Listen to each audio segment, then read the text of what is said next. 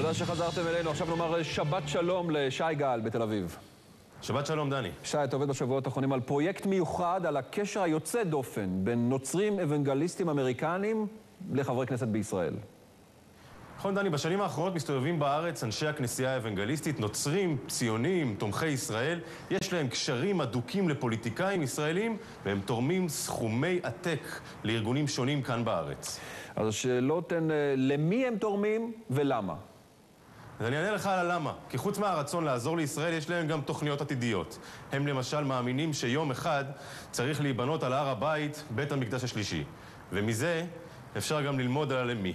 אז הנה הכתבה שהכנת, תחקיר עומרי קרונלנד.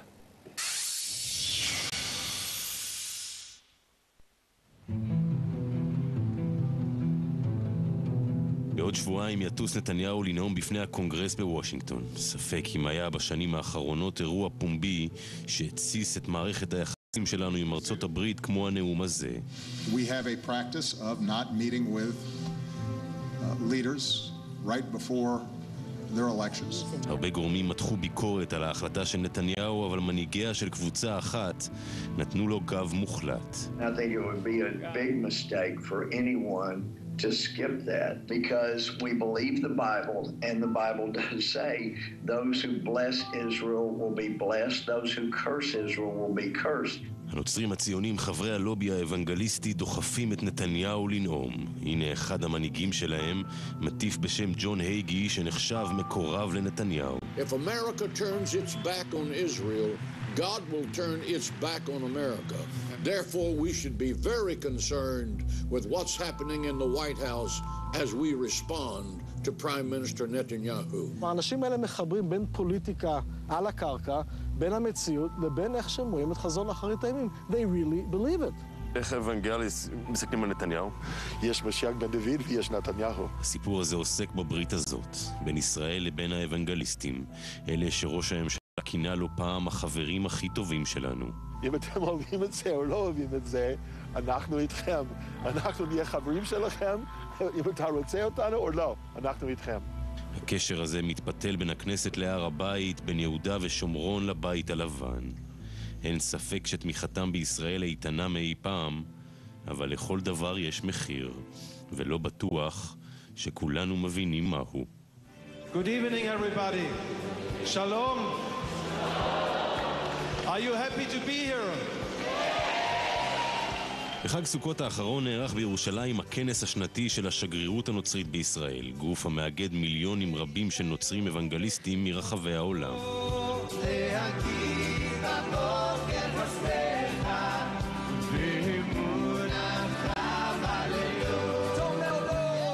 את העולם מילאו אלפי מאמינים נוצרים אוהבי ישראל לצד מנהיגים מקומיים ומטיפים דתיים. In the name of Jesus we pray. And everybody says... והיו שם גם חיילי חטיבת הצנחנים. Attention soldiers, please come up. הם עמדו על הבמה עם הכומתות האדומות, ממש מתחת לכתובת Restoration, לחזור לשורשים, להיוולד מחדש. We'll continue to secure the country in order to allow you to visit Jerusalem.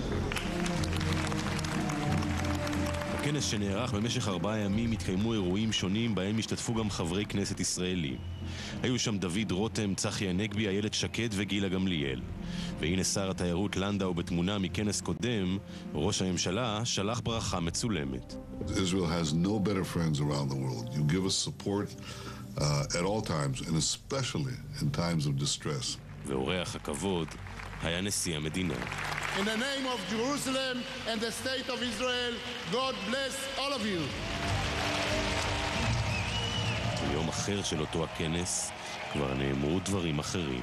The restoration of Israel is a process. There are gay parades here in Jerusalem.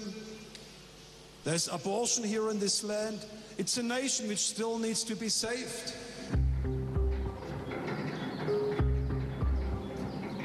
השגרירות הנוצרית בירושלים מרכזת את הפעילות האוונגליסטית בישראל. זה ארגון עם שלוחות ב80 מדינות, בראשו עומד יורגן בולר. The dark nations, what you see, this is the part of the world where evangelical Christianity is growing very rapidly, and where like places like Nigeria or of course the United States, Brazil, every single day 50,000 new people join the evangelical movement. זו תנועה שחבריה מאמינים שיש לקרוא את התנ"ך ואת הברית החדשה כלשונם ללא פרשנות של כתבים אחרים, ולא סתם הם גדלים כל כך מהר. Evangelicals are missionary movement. Absolutely, all around the world. All around the world. Yes. So you come here and you stop it, like it's not against the nature? In a way, yes, it is against the nature. You know, many generations of Christians tried to convert the Jewish people and they never succeeded. And they will not succeed today. But I believe that there is a lot of common ground between you and me, and where we can actually work together to change the world. השגרירות הקימה בארץ מפעלי חסד רבים. הם מסייעים לניצולי שואה, לעניים, לעולים חדשים. מדי שנה הם תורמים כ-$20 מיליון למטרות שונות בישראל. בין השאר, הם מממנים גם ארגון למניעת הפלות, והם לא היחידים. תורמים אוונגליסטים אחרים מממנים עוד 3 ארגונים כאלה הפועלים בישראל. אין דבר כזה שאפשר להרוג בייבי יהודי קטן, שיהיה פחות יהודים בעולם. חס וחלילה, למה זה קורה? זה אסון. גייז? גייז?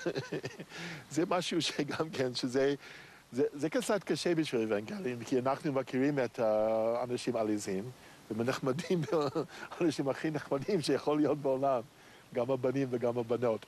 אבל לפי התנ"ך, אסור. דיוויד דקר הוא בן למשפחה מבוסטון. גם הוא שייך לקבוצה המכנה את עצמה נוצרים אוונגליסטים ציוניים. הקבוצה הזאת עומדת בלב הסיפור שלנו. מה שכתוב פה בתנ"ך, בשבילנו זה דבר אדוני, צריכים לעשות את זה. אז זה כמו כל פרק, כמו מכתב באלוהים בשבילנו. אז אנחנו לוקחים את זה ברצינות, לא בערך, בדיוק כמו שכתוב. I must ask you a question about this picture. Something is missing. It's the perspective if you take it from the dome of the rock. I'm not sure it's the perspective. Probably the artist left it out. הר הבית זה דבר מאוד רגיש, אבל אני מאמין שעם ישראל צריך לבנות את בית המקדש, וזה כן יקרה בהר הבית, וזה ירושלים, זה של עם ישראל. בלב האמונה האוונגליסטית עומדים אנחנו, היהודים, ויש לנו תפקיד מרכזי והכרחי. כדי שישו יגיע פעם שנייה, צריכה לפרוץ פה בארץ ישראל מלחמת גוג ומגוג. אז כדי שתהיה מלחמה, עם ישראל צריך להיות בארצו, להיות ריבוני בה, לבנות את בית המקדש, לחדש את עבודת הקורבנות ולטמא את המקדש. אבל כדי לטמא את המקדש, צריך לבנות אותו קודם. וזה מה שהם רוצים לעשות. כשצריכים לבנות אותו, אנחנו שומעים מאחור את הקולות שמפריעים כרגע לבנייתו, נכון? There is no question that this is where the temple of the Lord Jesus Christ will be. זוכרים את ג'ון הייגי המטיף כאן הוא עומד על גג ישיבה בעיר העתיקה ומסביר למאמיניו איך זה יעבוד. John the Revelator says that that temple is going to be coming down from heaven and set down on the Temple Mount. And for 1,000 years, kings, queens, prime ministers, and presidents will be lining up down Ben Yehuda Street to bow before the carpenter's son. איך זה מתיישב עם התפיסה היהודית? כמה הן מתנגשות? מה? מתנגשות חזיתית, אין שום ספק בזה. זאת אומרת, זה פשוט שלילת, בסופו של דבר זה שלילת היהדות. מצד שני, אין שום בעיה. אנשים שמאמינים בדעות שונות יכולים לשתף פעולה, וכל אחד משעה את השיפוט שלו, חושב שהצד השני הוא כסיל עיוור שלא יודע לאן ההיסטוריה מובילה אותו, ובינתיים אפשר לשתף פעולה. על הבסיס הזה התחיל שיתוף הפעולה בין הנוצרים הציונים לישראל. בגין היה הראשון שקראת איתם ברית פוליטית. אחריו הקשר התחזק ובהמשך הוקמה גם בכנסת השדולה לקיום היחסים עם הקהילות הנוצריות בעולם. Coming out from the same tree. Yes. Yes, we are. Yes. Amen. בכנסת האחרונה היו חברים בשדולה רוברט אילטוב, גילה גמליאל, הרצוג, יריב לוין, חמד עמר, אלעזר שטרן, נחמן שי ואיילת שקד. בראשה עמד חבר הכנסת דודו רותם מישראל ביתנו, יהודי חובש כיפה, שאיך נגיד מצא דרך ליישב את המתח הבין-דתי. And let us bring him back. And then we will ask him a simple question. Is it your first time or your second? And according to his answer, we'll know who was right. You Jews or you Christians. כאילו נתנו לנו אישור להתפלל בכנסת. באמת? ואין לנו אישור לעשות את זה בארצות הברית בוושינגטון. אין לנו לפי דעתי אישור לעשות את זה בקונגרס ובסנט, כי זה כל כך separation of church and state בארצות הברית, אתה יודע. נכון. אבל פה בכנסת אמרו לנו, בסדר, תתפללו אם אתם עושים. הכל בסדר. כן, כן. הם תומכי ישראל ללא שום בקשות, ללא שום דרישות. הם תומכי ישראל כי ככה הם מאמינים. טסת למפגשים עם קהילות בחו"ל. נכון. באיפה היית למשל? הייתי בהרבה מאוד מקומות, הרבה מאוד כנסיות. בשנים האחרונות הייתי בשטוטגרט, שהיה לי שם נאום גדול. בארצות הברית הרבה. את אותן טיסות מי מממן? ממה שאני יודעת, אותה קבוצה, קודם כל זה עובר את כל ההליך הטכני של לפנות לוועדת האתיקה, וועדת האתיקה מאשרת את הגורמים התורמים סביב זה. אנחנו לקחנו מהם, אני חושב, לפחות בסך הכל אולי איזשהו 20 חברי כנסת, לכנסים שעשינו בהודו ובאנגליה ובארצות הברית, ואפילו פעם בברבדוס. We brought a few years ago Robert Ilatov, a member of Knesset, to one of the big pro-Israel rallies with around 200,000 people. He was their big hero, and it was amazing for him. He told me afterward, he says, I don't get those cheers in Israel, but it's good for me to receive them in other nations. שאתה טס 6 פעמים לפחות במימון של ארגונים אוונגליסטים, כמו כל דבר בחיים, אם מישהו נותן לך כסף, אתה גם חייב לו משהו. מה אתה חייב לו? לא חייב להם כלום. זה יכול לעבוד דבר כזה? כן. לא אני ולא עם ישראל לא חייבים להם שום דבר. בשלוש הכנסות האחרונות, שזה בעצם מ-2006 עד 2014, מצאנו שגורמים אוונגליסטים ימנו 69 טיסות לחברי כנסת. המפלגה שטסה הכי הרבה זאת מפלגת ישראל ביתנו. חברי הכנסת מהסיעה טסו 24 פעמים. חבר הכנסת שאפשר לכנות אותו ככה, הנושא המתמיד, הוא דודו רותם, שטס 14 פעמים על חשבון נוצרים אוונגליסטים. הביקורת היא לא רלוונטית פה. היא לא רלוונטית? היא לא רלוונטית. אתה יודע, יש לך יושב ראש השדולה, טס 14 פעמים, שבועות שלמים בקריבים, זה נראה מוזר. אז תשאל אותו מה הוא עשה בקריבים, אני חושב שגם שם יש קהילות אוונגליסטיות. רותם בחר שלא להגיב, על פי נתונים שהם חלק מדוח על הקשר האוונגליסטי של מכון מולד, בשתי הכנסות האחרונות טס רותם ל83 ימים, מתוכם 45 ימי מליאה. זה היה מסע חובק עולם. 4 ימים באוסטרליה, שבועיים בקריבים, שבוע בפיליפינים עם חבר הכנסת שי חרמש, 5 ימים באנטיגואה ו3 ימים בברבדוס. את המידע הזה לא תמצאו באתרי השדולה. מה שכן תמצאו באתרים זה את סמלי המדינה, למרות ששדולה היא לא גוף רשמי, רק קבוצה של חברי כנסת הפועלים לקידום רעיון משותף. למישהו היה חשוב להציג אותה כיותר מזה. שדולה, מי מממן אותה? השדולה של הכנסת עצמה, אז הכנסת ישראל נותנת את הכלים, אבל לימים הוקמה גם שלוחה שעומד בראשה, אני חושבת שזה בני אלון. מימון השדולה נתמך על ידי קרן זרה עם משרדים בוושינגטון. בראשה עמד השר לשעבר בני אלון, איש ימין מובהק שסיפר בעבר שמטרתו היא לגייס סנטורים לתמיכה בסיפוח השטחים. וזה לוקח אותנו לפרק הבא.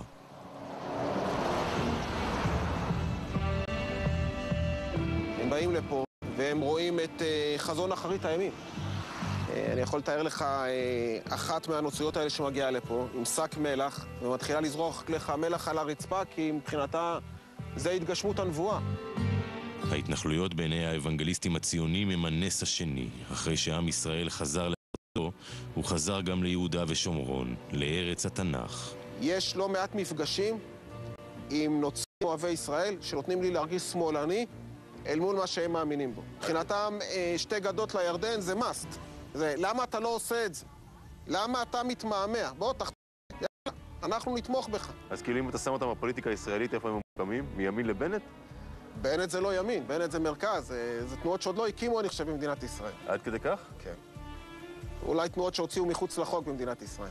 האוונגליסטים תורמים מיליונים להתנחלויות. באפרת למשל, גייס הרב ריסקין ממוסדות אור תורה סכום של כ$2 מיליון מג'ון הייגי להקמת מרכז יהודי נוצרי.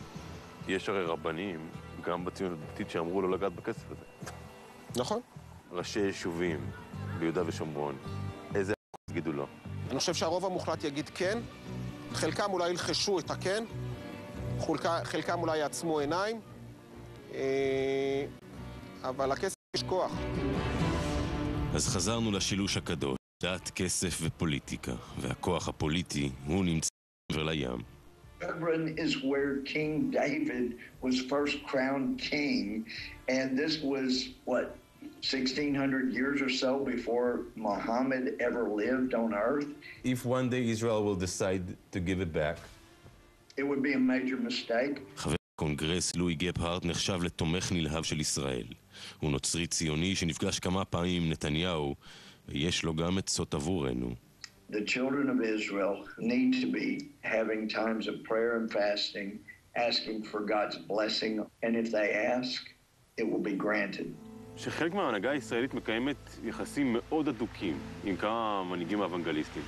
איך זה משפיע, איך זה נתפס בתוך הפוליטיקה האמריקאית? אנחנו בעצם דורכים על המפלגה הדמוקרטית, הולכים לימין השמרן, מתחבקים איתם, אנחנו מקבלים מהם כסף, אנחנו מקבלים תמיכה, אנחנו מקבלים מהם תיירים, אנחנו מקבלים מהם הרבה מאוד דברים שאנחנו צריכים. אנחנו מזדהים עם קבוצה אלקטורלית אחת בתוך ארצות הברית. אתה אומר שמה, זה משחק פוליטי מסוכן? לדעתי מאוד. אז לאן זה מוביל? תלוי את מי שואלים. Congressman, do you believe in Armageddon? Yeah, it's talked about, and I know there are some Christians who say, you know, end times are near. I don't know. אנחנו עולים עכשיו לתל מגידו. אז מפה מתחיל הארמגדון. טוב, זו שאלת $1 מיליון. יש כל מיני אינטרפטציות שונות ומשונות. מדובר בעימות קולוסיאלי גלובלי שכולו יתרחש כאן בארץ ישראל, שבו על פי הנוצרים יוכרע האנטי-קרייסט, שבעצם נגד הנצרות, נגד ישו, ואז היהודים יצטרכו להחליט, או שהם מתנצרים, או שהם ישרפו באש הגיהנום. אז נכון, יש בעיה עם מה שקורה בסוף, אבל בינתיים אפשר לאחד אינטרסים. יש גם אויב משותף. על פי תפיסתם, למוסלמים אין מה לעשות פה, גם לא לאתרים המקודשים שלהם. בית המקדש השלישי יקום בסופו של דבר. ולכן למסגדים בעצם אין מקום כאן. עם כל הכבוד לערבים, שאני גם אוהב ערבים, אבל עם כל הכבוד להם, הר הבית זה שייך להם ישראל, ויהיה בסוף בית מקדש שמה, ומתי בונים את זה? מתי שיהיה ברור. יהיה איזשהו סימן ברור מאלוהים מתי לעשות את זה.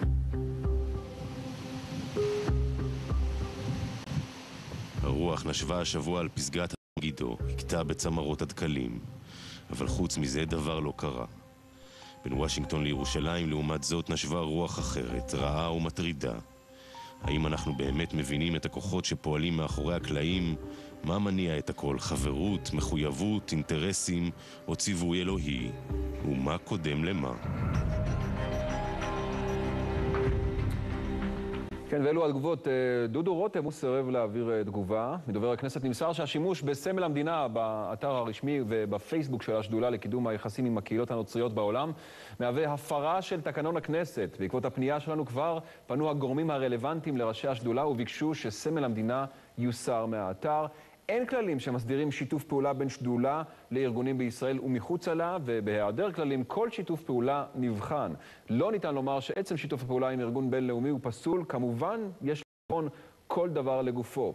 תגובת ראש הממשלה: לפי סקר רב שנתי של גלופ, תמיכת הציבור האמריקני בישראל נמצאת בשיא כל הזמנים והיא חוצה מפלגות. הניסיון להציג את תמיכת האוונגליסטים כגורם שמגביל את התמיכה הרחבה הזו חסר שחר. חבר הכנסת הרצוג אומר שמתוקף תפקידו כשר תיירות הסכים להירשם כחבר בשדולה במטרה לקדם את התיירות בישראל. מעבר לכך, לא השתתף בישיבות או בפעילויות אחרות.